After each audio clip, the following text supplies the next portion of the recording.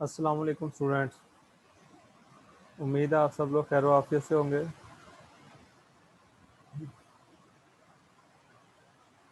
We are starting our class 30 minutes before the actual time. In the previous lecture, we have studied the concept of Rostov stages of economic growth. From the previous lecture, we have started the growth or development theories. And first theory that we have discussed was Rostov stages of economic growth, in which we have analyzed the five stages of economic growth. और professor Rosto के मुताबिक हर country जो है वो इन 5 stages से गुजरता है, जो है अगर वो डेवलपिंग से डेवलपमेंट की तरफ जा रहा है। और फिर हमने इसको क्रिटिकली एनालाइज भी किया। Today we are going to start another growth theory, that is Harrod-Domer growth model. I am going to share the screen. This is the second theory that we are going to discuss about economic growth or development.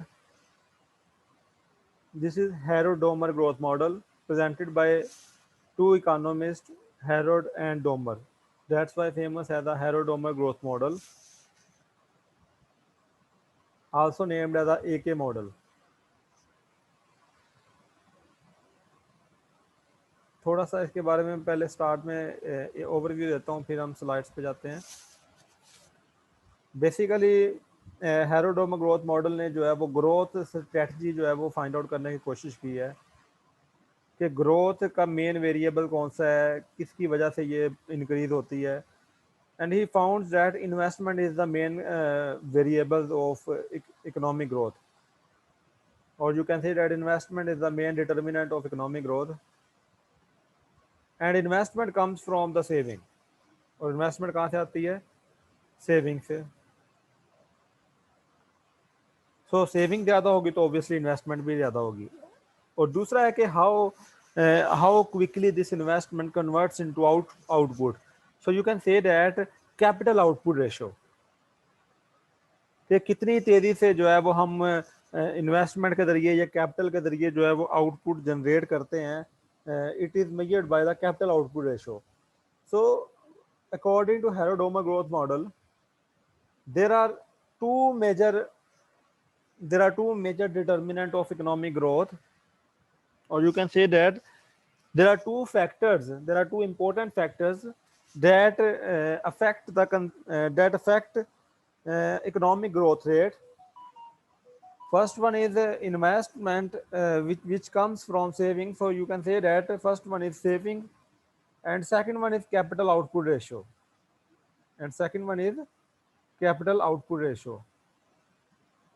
So let's start the theory. The principal strategy for development is the mobilization of saving and generation of investment to accelerate economic growth. It explains the mechanism by which investment leads to growth. देखिए, हमारी income के दो component है, एक है consumption और दूसरा है saving. Means y is equal to C plus S. y is equal to C plus S. हम अपनी इनकम का कुछ हिस्सा खर्च कर लेते हैं और कुछ हिस्सा सेव कर लेते हैं, और जो सेव करते हैं वो बाद में हम इन्वेस्ट कर देते हैं या अगेन कंज्यूम कर लेते हैं। So second equation y is equal to C plus I. अब s की जगह मैंने i कर दिया है, investment. I stands for investment. So income is equal to consumption plus investment. At equilibrium, investment is always equal to saving, और saving is always equal to investment. तो saving जो है वो इन्वेस्टमेंट के इक्वल होती है। तो यहाँ पे हम डिस्कस कर रहे हैं कि हैरोडोमा ग्रोथ मॉडल ने कहा है कि हमें ऐसे फैक्टर या ऐसा डिटर्मिनेंट चाहिए जो इकोनॉमिक ग्रोथ को एक्सलरेट करे, जो इकोनॉमिक ग्रोथ में इजाफा करे, इकोनॉमिक ग्रोथ रेट्स में इजाफा करे। सो investment leads to economic growth. Investment is that component which can enhance the economic growth rate, which can accelerate the economic growth rate. And investment comes from saving. And second one is every economy must save a certain proportion of its national income if it only to replace it with capital goods, building equipments and materials. However, in order to grow, new investment representing net additions to capital stock are necessary. So obviously, investment is a change in the capital stock. Investment is change in the capital stock. इस साल कितनी investment किया है, तो मेरा एक घर था या दो घर हो गए हैं, तो वो घर भी जो है वो भी इन्वेस्टमेंट होता है। तो वो ये चेंज इन कैपिटल स्टॉक में कितना ज़्यादा चेंज आया वो इन्वेस्टमेंट कहलाएगी।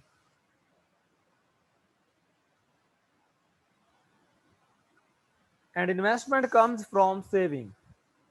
Rate of economic growth, GNP growth rate, is determined jointly by the ability of the economy to save, means saving ratio, and second one is capital output ratio.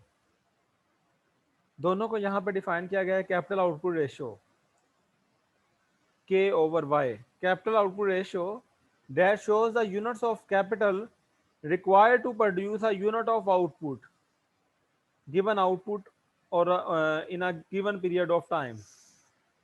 Capital output ratio से ये मुराद है कि आपको कितना capital require है to produce a given amount of output. Output का एक गिवन अमाउंट प्रोड्यूस करने के लिए आपको कितना कैपिटल रिक्वायर है। सो ये कैपिटल आउटपुट रेशियो बन जाएगा। और सेकंड है net saving ratio, saving expressed as proportion of disposable income over some period of time. देखें सेविंग जो है वो कैलकुलेट करना बिल्कुल आसान है। y minus C, y minus C, y stands for income, और वाई डी यहाँ पे कर ले तो ज़्यादा बेहतर रहता है। वाई डी होता है डिस्पोजेबल इनकम। वाई डी क्या होता है, स्मॉल डी लिखते हैं सब स्क्रिप्ट में। Y D is named as the disposable income, and disposable income is defined as income after paying taxes is called disposable income. तो अगर हम डिस्पोजेबल इनकम में से कंजम्पशन को माइनस कर देते हैं तो बाकी सेविंग बच जाएगा। So actually Harrod Domar growth model estimated the, गौर से सुनिएगा, Harrod Domar growth model estimated the impact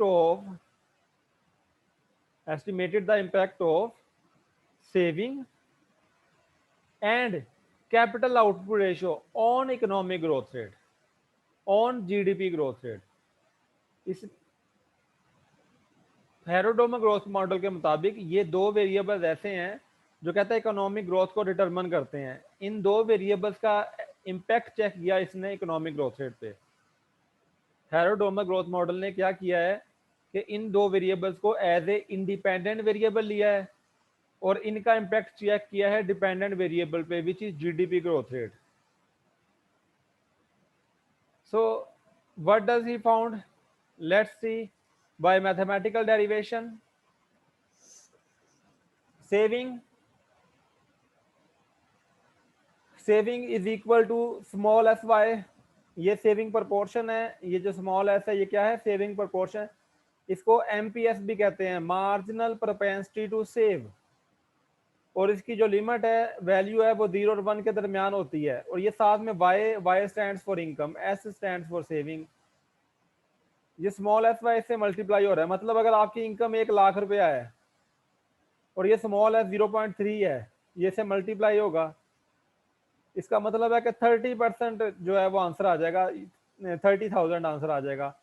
तो 30,000 you are save. So saving is equal to small S Y. On the other hand दूसरा variable investment is equal to change in capital stock. पहले भी मैं explain कर चुका हूँ investment क्या होती है, चेंज इन कैपिटल स्टॉक। हर साल की इन्वेस्टमेंट अगर चेक करनी हो आपने तो क्या होगा, चेंज इन कैपिटल स्टॉक। पहले आपके पास कैपिटल कितना था, अब जो है इस साल में कितना कैपिटल में इजाफा हुआ है, तो वो क्या होगा, change in capital stock is investment. And third capital output ratio, K over Y. Capital output ratio को हम अज्यूम कर लेते हैं that is equal to C. This is not consumption, remember that this is not consumption. अपनी आसानी के लिए सिर्फ हमने कैपिटल आउटपुट रेशियो को सी के इक्वल रखा है। अपनी आसानी के लिए हमने कैपिटल आउटपुट रेशियो को सी के इक्वल रखा है। डेल्टा से मल्टीप्लाई किया और डिवाइड किया है, so delta K over delta Y is equal to C. यहाँ पे क्रॉस मल्टीप्लाई कर दिया, उधर ले गए हैं डेल्टा वाई को, so change in capital stock is equal to C delta Y. Change in capital stock is equal to C delta Y, और ये सी क्या है, कैपिटल आउटपुट रेशियो है, के ओवर वाई। अब इस डेल्टा के की वैल्यू को यहाँ पे प्लग कर देंगे हम, मींस सी डेल्टा वाई को यहाँ पे प्लग कर देंगे आई। इसमें किसी को कंफ्यूजन है? जो स्क्रीन पे इस टाइम आपके स्लाइड है, कोई कंफ्यूजन है तो पूछ सकते हैं।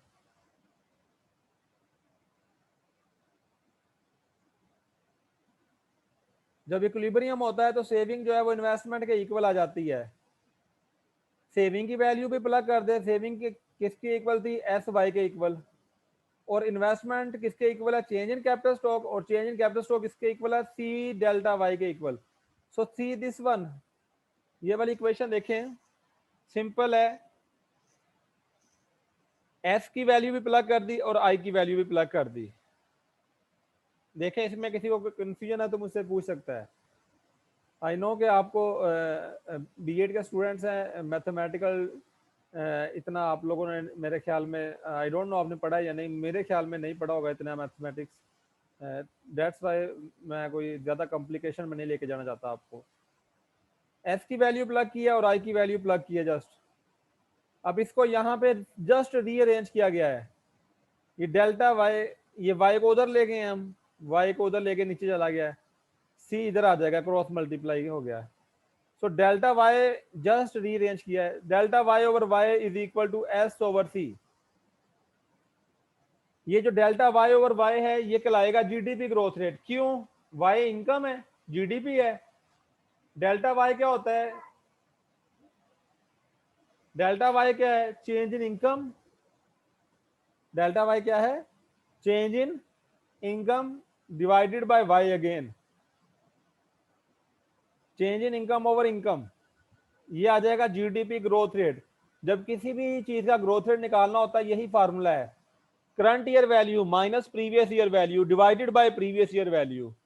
अब जो ऊपर है current year value minus previous year value, ये क्या हो गया? डेल्टा वाई, मतलब current year GDP minus previous year GDP, ये क्या हो गया? Delta Y divided by previous year GDP. So delta Y over Y क्या है? GDP growth rate.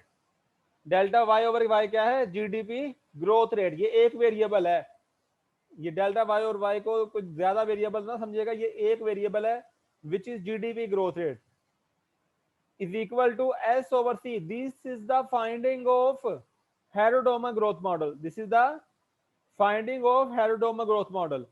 S over C, GDP growth rate is equal to S over C. S is saving divided by C. C is capital output ratio. C is capital output ratio. ये देखिए आपके सामने mention है। अगर आप ये सारी derivation नहीं भी याद कर सकें तो ये जरूर आप प्रिपेयर कर लीजिएगा, डेल्टा वाई, क्योंकि ये इसकी फाइंडिंग है। इसको कैसे बोलेंगे? GDP growth rate is directly related with the saving rate, और you can say that GDP growth rate is positively affected by the saving rate while inversely affected by the capital output ratio. Means that कि अगर saving में इजाफा होता है तो GDP growth rate में भी इजाफा होगा। डायरेक्ट रिलेशन है सेविंग का जीडीपी ग्रोथ रेट के साथ, और अगर सेविंग में कमी आती है तो जीडीपी ग्रोथ रेट में भी कमी आएगी।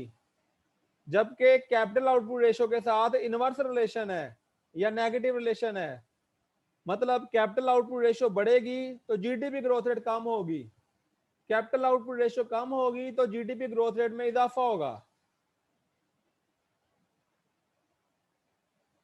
कैसे? थोरेटिकली बता देता हूँ, ये तो हमने प्रूफ कर लिया मैथमेटिकल। थोरेटिकली ऐसे देखे, सेविंग तो ठीक है, सेविंग बढ़ेगी, इन्वेस्टमेंट बढ़ेगी, जीडीपी ग्रोथ रेट में इजाफा होगा। सेविंग कम होगी, इन्वेस्टमेंट भी कम होगी, जीडीपी ग्रोथ रेट में कमी आएगी। ये तो क्लियर है कि सेविंग जो है वो कैसे डायरेक्टली रिलेटेड है जीडीपी ग्रोथ रेट के साथ। कैपिटल आउटपुट रेशियो बढ़ने का मतलब है कि आपको ज्यादा कैपिटल रिक्वायर है to produce a given amount of output. Capital output ratio बढ़ने का क्या मतलब है कि आपको ज्यादा कैपिटल रिक्वायर है to produce a given amount of output, तो इससे क्या होगा, कैपिटल आउटपुट रेशियो बढ़ेगी तो जीडीपी ग्रोथ रेट कम हो जाएगी। इसी तरह कैपिटल आउटपुट रेशियो कम होने का मतलब है, कैपिटल आउटपुट रेशियो कम होने का मतलब है कि आपको कम कैपिटल रिक्वायर है to produce a given amount of output, तो कम कैपिटल में आप ज्यादा आउटपुट प्रोड्यूस कर रहे हैं तो जीडीपी ग्रोथ रेट में इजाफा हो जाएगा। यहां तक किसी का कोई कंफ्यूजन है तो you are free to ask. जी स्टूडेंट्स, कोई कंफ्यूजन है तो आप पूछ सकते हैं मुझसे। मैं दोबारा इसकी समरी एक दफ़ा प्रेजेंट करता हूँ हेरोडोमा ग्रोथ मॉडल की। हेरोडोमा ग्रोथ मॉडल के मुताबिक जो है वो सेविंग इन्वेस्टमेंट एक्चुअली वेरिएबल है, इंपॉर्टेंट कहता है, तो इन्वेस्टमेंट आते हैं सेविंग से। तो उसके मुताबिक सेविंग और जो capital output ratio, capital output ratio basically करता है, कहता है कि कितनी जल्दी कैपिटल जो है वो आउटपुट को प्रोड्यूस करता है। अब ये कह सकते हैं कि ये बेसिकली कैपिटल की प्रोडक्टिविटी है। कैपिटल आउटपुट रेशियो क्या है, कैपिटल की प्रोडक्टिविटी। तो ये कहता है कि ये कैपिटल आउटपुट रेशियो जो है वो और सेविंग जो है ये दोनों वेरिएबल जीडीपी ग्रोथ रेट को कैसे अफेक्ट करते हैं, ये इसने इस थ्योरी में फाइंड आउट किया है। हेरोडोमा ग्रोथ मॉडल ने क्या फाइंड आउट किया है कि कैपिटल आउटपुट रेशियो और सेविंग, ये दो वेरिएबल्स जो हैं ये जीडीपी ग्रोथ रेट को कैसे अफेक्ट करते हैं, ये इसने थ्योरी में जो है वो फाइंड आउट किया है। सो और जो इसने मैथमेटिकल डेरिवेशन के जरिए जो रिजल्ट निकाला है वो ये है, कहता है कि जो जीडीपी ग्रोथ रेट है वो पॉजिटिवली इफेक्ट होती है सेविंग रेट से, जबकि नेगेटिवली इफेक्ट होती है कैपिटल आउटपुट रेशियो से। अफेक्ट होती है, करती नहीं है, ये बात याद रखिएगा। डिपेंडेंट इंडिपेंडेंट वेरिएबल का ख्याल रखिएगा, अदरवाइज सारा गलत हो जाएगा।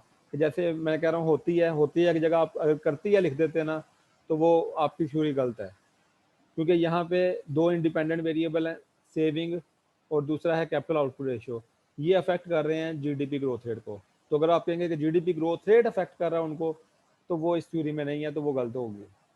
होपफुली मेरा पॉइंट ये क्लियर हो गया होगा आपको।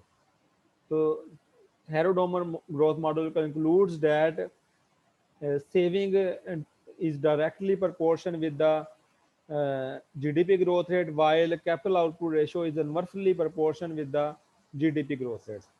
जी स्टूडेंट्स क्लियर है? Is there any question? ये एक्सप्लेनेशन है जो मैं ऑलरेडी कर चुका हूँ, आप रीड आउट कर लीजिएगा। ये कुछ पॉइंट्स पे क्रिटिसाइज किया गया है थ्योरी को, कुछ पॉइंट्स पे थ्योरी को क्रिटिसाइज किया गया है।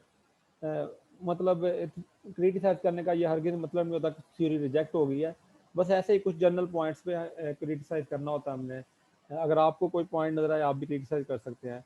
मैं इन ब्रीफ में ये कर देता हूँ, आप इसको देख लीजिएगा। फिर कहता है कि अगर कैपिटल आउटपुट रेशियो 3 हो, जनरल 3 कैपिटल आउटपुट रेशियो और सेविंग रेट 6 हो, तो 6/3 आ जाएगा इक्वेशन में, तो उससे जीडीपी ग्रोथ रेट में 2% इजाफा होगा। इसी तरह कहता है कि अगर 15% सेविंग रेट है, ठीक है, और फिर और कैपिटल आउटपुट रेशियो 3 है, तो 15/3 जो है ये बन जाएगा 5। तो कहता है जीडीपी ग्रोथ रेट सिर्फ 5 होगा। अगर 15% सेविंग रेट है तो जीडीपी ग्रोथ रेट सिर्फ 5% होगा। कहता है ये कम है, क्योंकि रोस्टो स्टेजी ऑफ इकोनॉमिक ग्रोथ के मुताबिक 15 से 20% जो है वो सेविंग रेट एक अच्छा सेविंग रेट होता है, तो जीडीपी ग्रोथ रेट ज़्यादा होनी चाहिए एज कम्पेयर टू 5%। तो ये क्रिटिसिज्म है, मैं नहीं समझता खैर के इतना इंपॉर्टेंट है, लेकिन है ये क्रिटिसिज्म। इसी तरह सर कुछ बच्चे वेटिंग पे हैं, उनको ऐड कर लें। ओके जी, मैं साथ साथ करता जा रहा हूँ, जो आता है मैं कर लेता हूँ।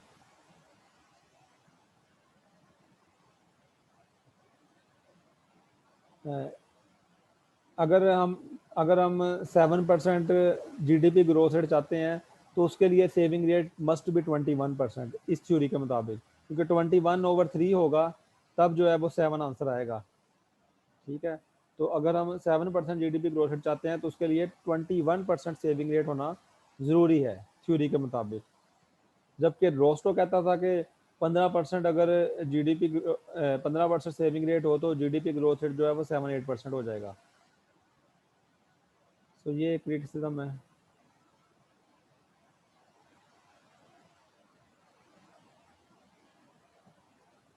I have already explain this. कहता है इससे सेविंग और कैपिटल कंस्ट्रेंट में एक गैप पैदा हो जाता है। खैर, अनदर क्रिटिसिज्म इज दैट, यहाँ तक ये ब्लू में जितना भी था ये एक ही क्रिटिसिज्म था। Second, the Marshall Plan worked for Europe because the European countries receiving aid possessed the necessary structural, institutional, attitudinal conditions. कहते हैं ये जो मार्शल प्लान बनाया है एरोडोमा ग्रोथ मॉडल का, ये यूरोपियन कंट्री पे तो सही है, लेकिन अदर कंट्रीज के लिए इतना इम्प्लीमेंट नहीं है। और मेरे पॉइंट ऑफ व्यू में तो अच्छी थ्योरी है और ये तमाम कंट्रीज के लिए इस तरह ही है। आप सेविंग रेट को देखें ना, अगर सेविंग रेट इतना इंपॉर्टेंट है कि चाइना का सेविंग रेट ज़्यादा, डेट देखें, सेविंग होगी तो इन्वेस्टमेंट करेंगे, अगर सेविंग नहीं है तो इन्वेस्टमेंट कैसे होगी? 15% सेविंग, कुछ कोई सेविंग नहीं है। पाकिस्तान का 15% सेविंग रेट है, तो वो कुछ भी सेविंग नहीं है। सेविंग होगी तो ही हम इन्वेस्टमेंट करेंगे ना, अदरवाइज तो हमारी सारी इनकम कंजम्पशन में खर्च हो जाएगी। Another important criticism is that there was also insufficient focus on another strategy for raising growth. इन दो स्ट्रेटजीज पे फोकस किया गया है, कैपिटल आउटपुट रेशो, सेविंग। इसके अलावा और भी स्ट्रेटजीज हैं इकोनॉमिक ग्रोथ को इंक्रीज करने की, तो उनको जो है वो नज़रअंदाज किया गया है। Reducing the capital output ratio means increasing the efficiency with which investment generate extra output. ठीक है, अब ये तो कह दिया कि कैपिटल आउटपुट रेशो कम हो तो उससे जीडीपी ग्रोथ रेट में इजाफा होता है, इन्वर्सली रिलेटेड है। लेकिन कैपिटल आउटपुट रेशो कम कैसे होती है, इस पे कोई जिक्र नहीं किया गया। कैपिटल आउटपुट रेशो मैं बताता हूँ कैसे कम होती है। ये होती है कम due to increase in technology. जितनी एडवांस टेक्नोलॉजी यूज करेंगे उतनी कैपिटल आउटपुट रेशो कम होगी, मतलब उतने हम कम कैपिटल के जरिए ज्यादा आउटपुट प्रोड्यूस कर सकेंगे। So these are the some critical point on the theory of Harrod Domar growth model. यहाँ तक आप प्रिपेयर कर लीजिएगा, हम ये वाली थ्योरी हम एक लेक्चर में एक थ्योरी डिस्कस करते जाएंगे। यहाँ तक किसी का कोई क्वेश्चन है तो you are free to ask.